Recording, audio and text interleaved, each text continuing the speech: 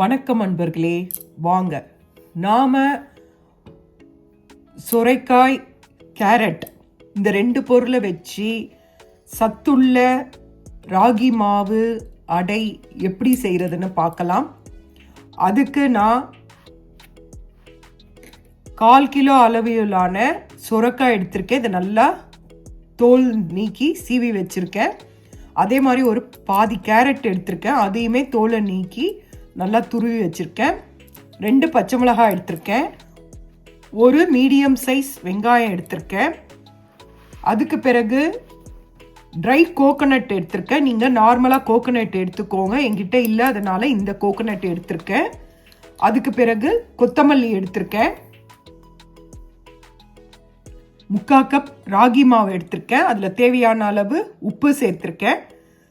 இப்போ நாம் வச்சிருக்க எல்லா பொருளையும் நாம் இதில் ஆட் பண்ணிவிட்டு, சுரைக்காயிலே ஆல்ரெடி தண்ணி இருக்கும், அதனால் நீங்கள் தண்ணி தேவைன்னா விடுங்க, இல்லைன்னா இதில் இருக்க தண்ணியே போட்டு பிசைஞ்சிடுங்க. தண்ணி விட்டுடாதீங்க. ஃபஸ்ட் எடுத்தோடனே இந்த எல்லா வெஜிடபிள்ஸையும் நல்லா மிக்ஸ் பண்ணிக்கோங்க. மிக்ஸ் பண்ணிட்ட பிறகு நீங்கள் தண்ணி விடுங்க. நல்லா வந்தோன்னு தண்ணி விடுங்க. இது நல்லா அடமாவு பதத்துக்கு நல்லா பிசைஞ்சிக்கணும்.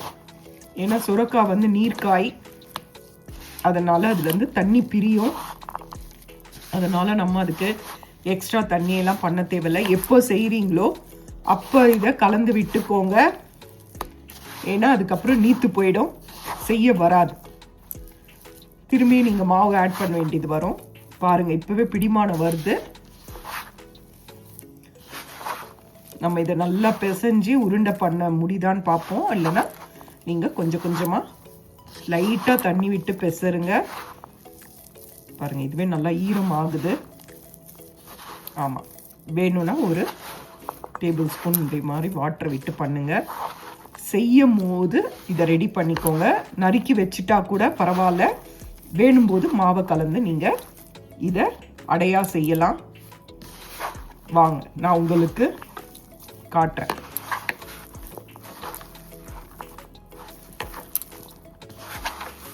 இது ஒரு 2 நிமிஷம் விட்டிங்கன்னா இதுலேருந்தே தண்ணி வரும், அதுவே போதுமானதாக இருக்கும். நான் உங்களுக்கு இதை காட்டுறேன். தண்ணி சேர்த்தாலுமே நான் உங்களுக்கு சொல்கிறேன். இதில் சுரைக்காய் இருக்கனால இது ரொம்ப உடம்புக்கு நல்லது. நாம் விதவிதமாக டிஃப்ரெண்ட்டாக சத்துள்ள டிஃபனை செய்யலாம். அதனால் இந்த மாதிரி சத்துள்ள பொருளாக வீட்டில் செய்யுங்க. இது மூலியமாக நமக்கு உடம்புக்கு காய்கறியும் நம்ம உடம்புல ஆட் ஆகுது. நான் தண்ணியே விடலைங்க, ஒரு ஸ்பூன் தண்ணி கூட விடலை. அந்த சுரைக்காயில் இருக்கிற வாட்டர் தான். பாருங்கள், நல்லா மாவு அடமாவு பதத்துக்கு வந்துடுச்சு. இந்த மாதிரி பிசைஞ்சு வச்சுக்கோங்க.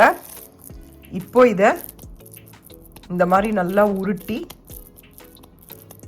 எவ்வளோ சைஸ் உங்களுக்கு வேணுமோ, சின்னதாக வேணா சின்னது, இல்லைனா பெருசாக வேணும்னா பெருசு, இதை உருட்டிக்கோங்க. ஒரு பாத்திரத்தில் தண்ணி வச்சுக்கோங்க. அதே சமயம் உப்பெல்லாம் பார்த்துக்கோங்க, காரமும் பார்த்துக்கோங்க, சரியாக இருக்கான்னு பார்த்துக்கோங்க. அப்படி காரம் கம்மியாக, பச்சை மிளகா தான் போட்டிருக்கீங்க, சாப்பிடும் போது தான் நமக்கு நடுவில் வரும்.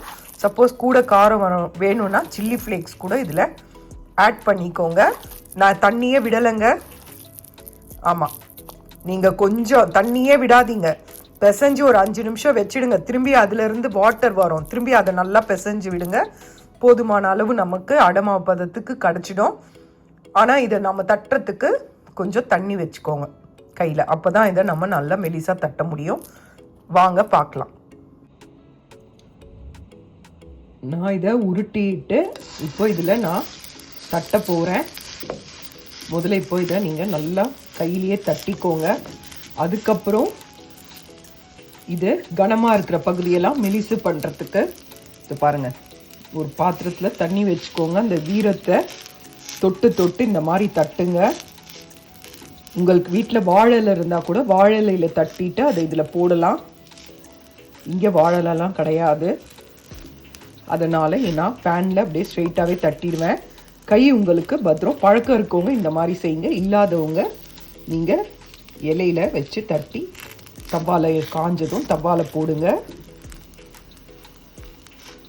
பாருங்க நல்லா வந்துச்சு பாருங்க, சூப்பராக. எங்கே வந்து கனமாக இருக்கோ அந்த இடம்லாம் நீங்கள் மெலிசுப்படுத்திக்கோங்க. இது கொஞ்சம் மீடியம் ஃப்ளேமில் வச்சு வேக வைங்க.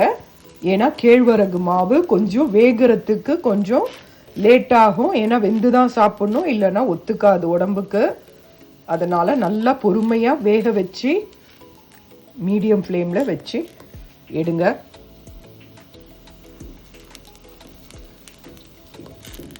இதை சுற்றிடும் எண்ணெய் விட்டுடுங்க.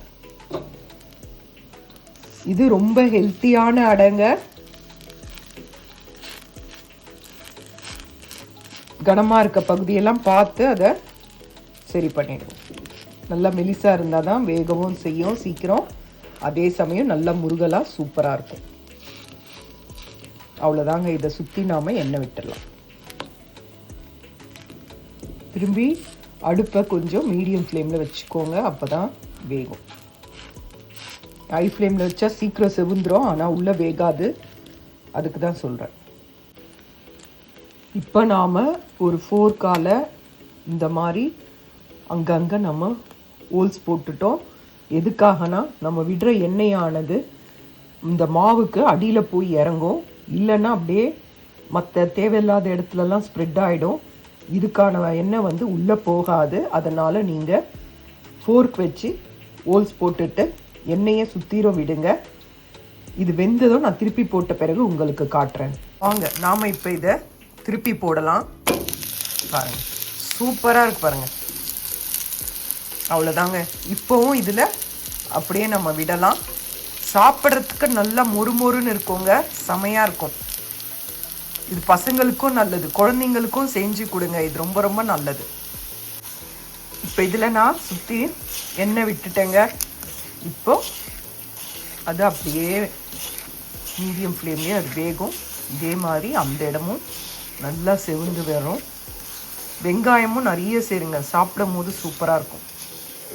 கொத்தமல்லி, வெங்காயம் எல்லாமே நிறைய சேருங்க. எல்லா வெஜிடபிள்ஸுமே இதில் சேர்த்து செஞ்சிங்கன்னா, இதில் கோஸிலேருந்து எல்லாமே சேர்க்கலாம். ரொம்ப அருமையாக இருக்கும். இதை செஞ்சு பாருங்கள். இது வெறுமனே சாப்பிட்லாம், சும்மாவே வச்சு சாப்பிட்லாம். சட்னியோ எதுவுமே தேவைப்படாது. செஞ்சு பாருங்கள், இது அருமையாக இருக்கும். நான் போட்ட அளவுக்கு ஒரு 2 வடை வரும். வாங்க நாம் இப்போ இதை திருப்பி போடலாம். பாருங்கள் எவ்வளவு நல்லா செவந்து இருக்கு பாருங்கள். இதை செய்யுங்க, இது ரொம்ப அருமையாக இருக்கும். ஈவினிங் சாயங்கால நேரத்தில் உங்கள் பிள்ளைகளோ இல்லை உங்கள் வீட்டுக்காரங்களோ வீட்டுக்கு வரும்போது இதை செஞ்சு கொடுங்க. ஈவினிங் ஸ்நாக்ஸாக வயிறும் ரொம்ப நிரம்பி இருக்கும். இது வந்து உடம்புக்கும் ரொம்ப நல்லது, ஹெல்த்தியானது கூட.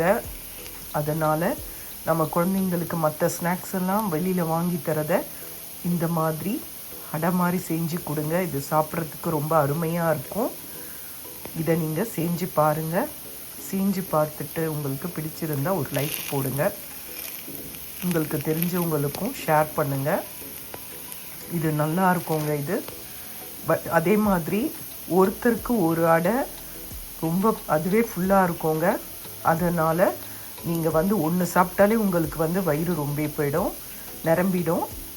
நீங்களே செஞ்சு பாருங்கள், அப்போ தான் உங்களுக்கு தெரியும். அதனால் இது அதிக அளவு பண்ணோன்னு இல்லை. அதே மாதிரி இது நின்று செய்யக்கூடிய வேலையும் கிடையாது. திருப்பி போட்டுட்டு நீங்கள் மற்ற வேலையை பார்க்கலாம்.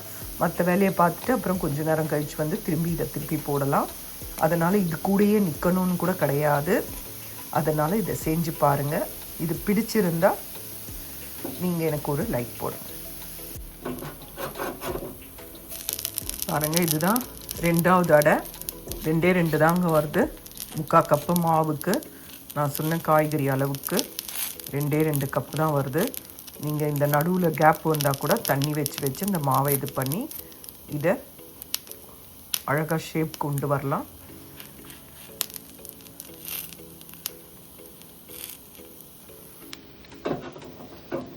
இதே மாதிரி உங்கள்கிட்ட மோல்டு அந்த மாதிரி இருந்ததுன்னா கூட இதில் நடுவில் அதை இது பண்ணிவிட்டு ஷேப்பாக கூட இதை செய்யலாம். பசங்களுக்கு விரும்புகிற வகையில் இந்த டிசைனில் கூட செஞ்சு கொடுக்கலாம். அவ்வளோதாங்க. இதை செஞ்சு பாருங்கள். உங்களுக்கு இந்த தட்டுறதுக்காக தான் இதை நான் திரும்பி உங்களுக்கு நான் காட்டுறேன்.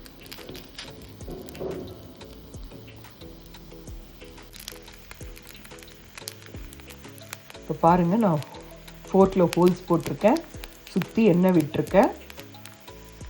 இப்போ நீங்கள் உங்களுக்கு எப்படி இதே மாதிரி தட்டி ஹோல்ஸ் போட்டு அதில் எண்ணெய் விடுங்க. அதிக அளவில் எண்ணெய் இழுக்காது. முன்னாடி காட்டின மாதிரியே நீங்கள் இதை செஞ்சு எடுத்துடலாம்.